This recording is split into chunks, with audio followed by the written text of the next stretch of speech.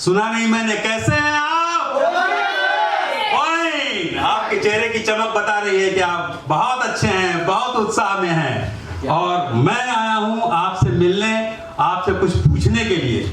क्या पूछने आया हूं? क्या मैं पूछ सकता हूं? आप जवाब देने के लिए तैयार हैं? Yes! क्या आप बता सकते हैं कि बहुत जल्द हम सब के साथ एक नया कुछ होने वाला है? क्या आपके पास जवाब तैयार है? यदि है तो अपने मन में रखिए, मैं बताऊंगा। पर उसके पहले ये बता दूं कि मैं कौन हूं और क्यों आपके पास आया हूं। मेरा नाम है श्री प्रकाश। मैं एक राइटर हूं, पोएट हूं, फिल्म मेकर हूं और मीडिया पर्सन हूं। और मैं जब लिखता हूं तो अखबारों में मेरा नाम रहता है प्रकाश देवकुलिश। अब आप पूछेंगे भाई अखबारों में आपका नाम क्यों आता है?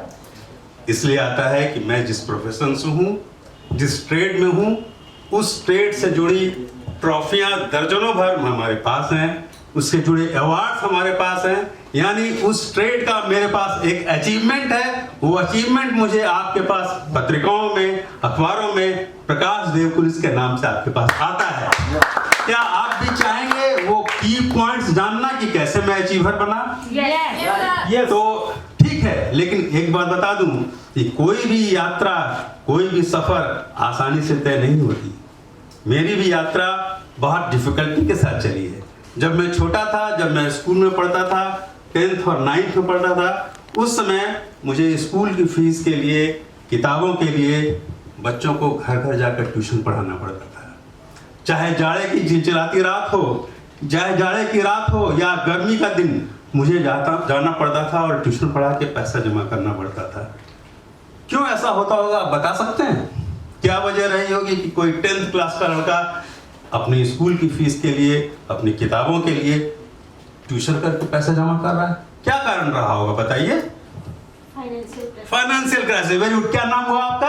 अनीता पाल। अनीता जी, आपने बिल्कुल सही जवाब दिया। ये फाइनेंशियल क्राइसिस था। फाइनेंशियल क्राइसिस, उस छोटे बच्चे के लिए फाइनेंशियल क्राइसिस के पीछे की वजह क्या हो सकती है? जिम्मेवारी किसकी रही होगी बता सकते हैं? एक बच्चा छोटा है, 10th में पढ़ रहा है, 9th में पढ़ रहा है, उसके परिवार में फाइनेंशियल क्राइसिस है, किसकी जिम्मेवारी रही होगी? गार्जियन की। Very good. क्या नाम हुआ आपका? सर मेरा नाम पृथ्वीराज चौधरी। पृथ्वीराज चौधरी जी, आपने बिल्कुल सही कहा। तो ये गार्जियन की कमी थी। मेरे पिताजी बहुत अच्छे इंसान थे, बहुत धार्मिक व्यक्ति थे, लेकिन कमी क्या थी?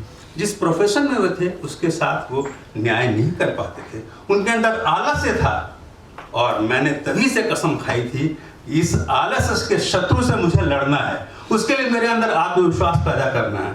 मैं एक छोटी सी बात आपको बताऊं कि मैं ये देखता था कि जब दिन का खाना खा के मेरे पिताजी अपने व्यवसाय में न जाकर 2 घंटे 3 घंटे सोते थे। और आप जानते हैं कि कोई भी ऐसी चीजें हेरिडिटरी रहती हैं, मेरे अंदर भी वो ऐप था। लेकिन मैंने कसम खाई कि मुझे उस पर विजय प्राप्त करना है। जानती हैं मैंने उसके लिए क्या किया? उसकी भी एक छोटी सी कहानी बताता हूँ। मेरी मिसेस एक स्कूल में प्रिंसिपल है। वो पहले जिस स्कूल में थी वहाँ करीब 10 वर्ष के बाद मैं पहुँचा और मेरा हेल्थ बिल्कुल जैसे 10 वर्ष पहले था वैसे ही था। तो वहाँ के शिक्षकों ने मुझसे पूछा कि वो बंगाल का एरिया था, तो बंगाल में हमसे बंगाली में उन्होंने पूछा कि दादा की आज आपने एखनो ओरकम लागछे देखते क्यों? तो मैंने कहा जवाब जानना चाहेंगी? क्योंकि मैंने 15 साल से भरपेट खाना नहीं खाया।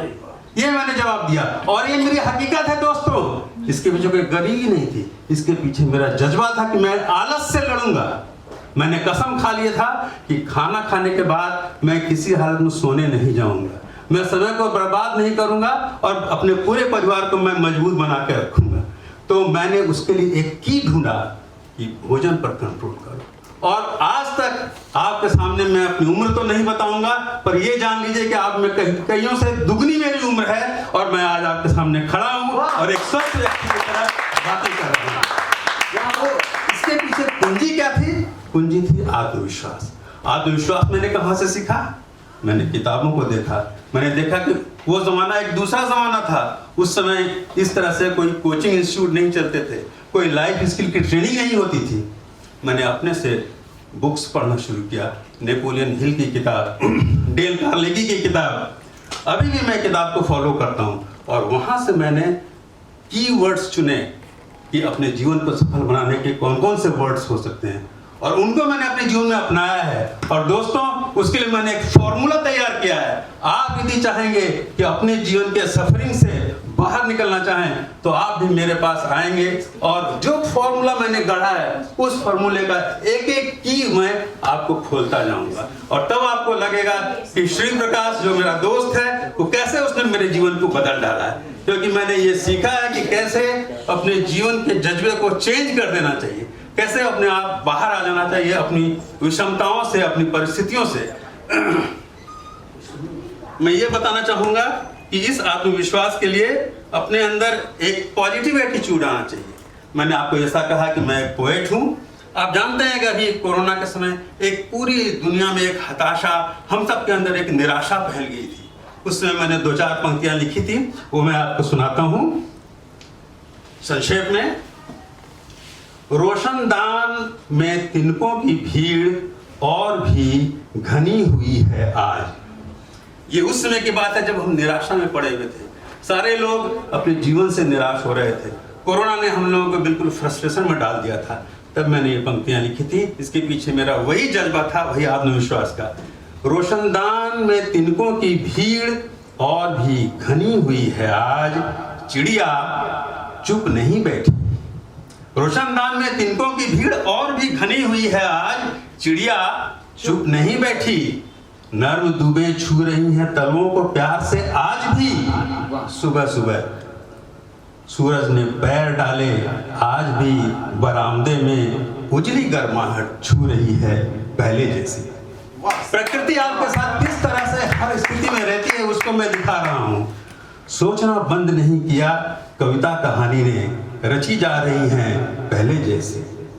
भैरवी विराज रही है कंठ में आज भी पहले की तरह। रात होगी रुक जाएगा सब, कोई नहीं सोचता फिर वक्त। रात होगी और सब कुछ रुक जाएगा, काम करते वक्त कोई नहीं सोचता।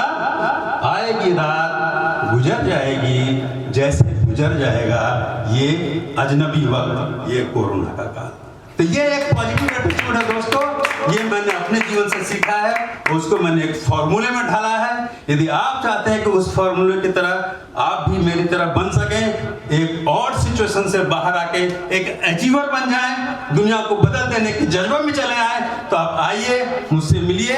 यहाँ का ऑर्गेनाइजर से आप मेरा पता ले लेंगे, मेरा कॉन्टैक्ट नंबर ले लेंगे, और आइए आज जैसे मैं आपसे बात कर रहा हूँ, हंसकर बोलकर कॉन्फिडेंस से, वैसे ही आप भी बात कर सकेंगे। Okay, thank you.